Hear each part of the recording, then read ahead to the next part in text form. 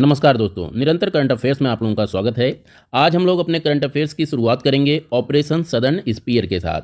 यहाँ पर पूछा जा रहा है कि अभी हाल ही में सुर्खियों में रहे ऑपरेशन सदर्न स्पीयर का मुख्य उद्देश्य क्या है। ऑप्शन ए, अवैध प्रवासियों को रोकना। बी, लैटिन अमेरिका से ड्रग तस्करी करने वाले जहाज़ों को नष्ट करना। सी, चीन की नौसेना पर निगरानी रखना या फिर हथियारों की तस्करी रोकना। इनमें से जो सही जवाब है वो है ऑप्शन बी, लैटिन अमेरिका से ड्रग तस्करी करने वाले जहाज़ों को नष्ट करना।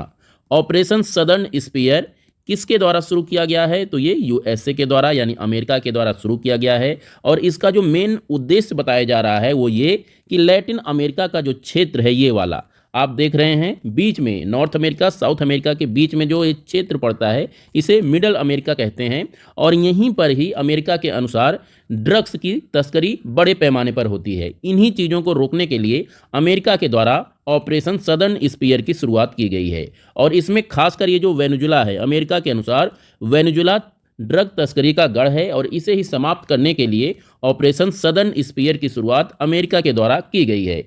यहाँ पर एक शब्द है लैटिन अमेरिका। तो लैटिन अमेरिका का मतलब है मैक्सिको के नीचे जितना भी ये पोर्शन है, सदर्न अमेरिका और नॉर्थ अमेरिका का मैक्सिको के नीचे वाला सारा हिस्सा, इस पोर्शन को लैटिन अमेरिका के नाम से जाना जाता है। आ जाते हैं अपने दूसरे एमसीक्यू पर। तो यहाँ पर पूछा जा रहा है कि नवंबर 2025 में अमेरिका ने किस ड्रग कार्टेल को नार्को टेररिस्ट संगठन घोषित किया। Option A, Sinaloa cartel. B, cartel del Golfo. या फिर option C, Tren de Aragua. या फिर ऑप्शन डी, जलिस्को नई जनरेशन कार्टेल। बात करते हैं इसके सही उत्तर की। तो ऑप्शन सी जो है इसका सही उत्तर है, ट्रेन दे अरागुआ। इसे अमेरिका द्वारा नवंबर 2025 में एक नार्को टेररिस्ट संगठन के रूप में घोषित किया गया है। ये किस देश की संस्था है? तो याद रखिएगा, पूछा जा सकता है, वेनेजुला देश की ये संस्था है। यहाँ पर हम मैप में देख सकते हैं कि वेनेजुला कहाँ पर है। ये मैं इसे थोड़ा सा जूम कर देता हूँ। अब यहाँ पर आप देखिए, ये जो कंट्री है, ये वाला पीले कलर में शो हो रहा है, ये है वेनेजुला। यहीं की संस्था है ये, जिसे नार्को टेररिस्ट संगठन के रूप में घोषित किया गया है। वेनेजुला की बात हो रही है तो यहाँ से इसकी कैपिटल याद रखिएगा, कराकस इसकी कैपिटल है। ये काफ़ी इंपॉर्टेंट फैक्ट है। समुद्र तट के किनारे अवस्थित है, एक ऐसी राजधानी जो समुद्र तट के किनारे अवस्थित है। यहाँ पर ये कैरेबियन सागर है, तो कैरेबियन सागर के किनारे कराकस यहाँ की राजधानी अवस्थित है। और यहाँ पर एक लेक है, ये मराकाइबो झील। इस झील का नाम आप लोग याद रखिएगा। और वेनेजुला किस चीज़ के लिए फेमस है? तो ये अपने ऑयल के लिए, ऑयल निर्यात और प्रोडक्शन के लिए फेमस है।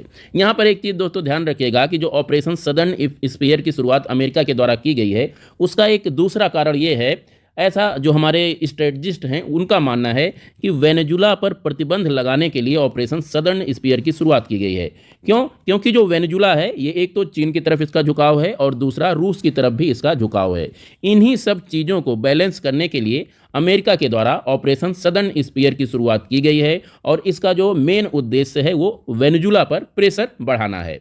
अब बात करते हैं अपने तीसरे एमसीक्यू की। तो यहाँ पर पूछा जा रहा है कि हाल ही में संपन्न भारत ब्रिटेन का द्विपक्षीय सैन्य अभ्यास एक्सरसाइज अजय वॉरियर का 8वां संस्करण किस भारतीय शहर में आयोजित किया गया। ऑप्शन ए, बीकानेर, गांधीनगर, कोचीन या फिर मदुरै। तो इसका जो सही जवाब है वो है ऑप्शन ए, बीकानेर। राजस्थान का एक बहुत ही फेमस शहर है। यहीं पर ही एक्सरसाइज अजय वॉरियर का 8वां संस्करण आयोजित किया गया।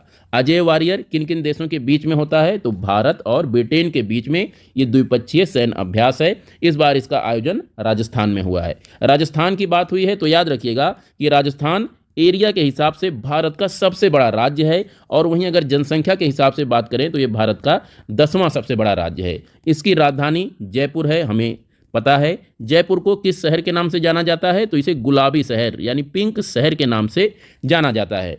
राजस्थान में ही थार मरुस्थल अवस्थित है, जो कि भारत का सबसे बड़ा मरुस्थल है।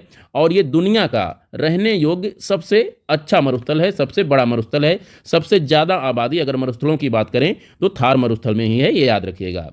इसके अतिरिक्त राजस्थान से एक फैक्ट और याद रखिएगा कि यहाँ पर एक हिल स्टेशन है जिसे कहा जाता है माउंट आबू। माउंट आबू राजस्थान का एकमात्र हिल स्टेशन है और ये जैन तीर्थ यात्रियों के लिए काफ़ी फेमस है, काफ़ी प्रसिद्ध है। तो माउंट आबू का नाम हमें याद रखना है। तो ये कुछ इंपॉर्टेंट फैक्ट्स एंड फिगर थे हमारे आज के जो करंट अफेयर्स के लिहाज से काफ़ी इंपॉर्टेंट हैं।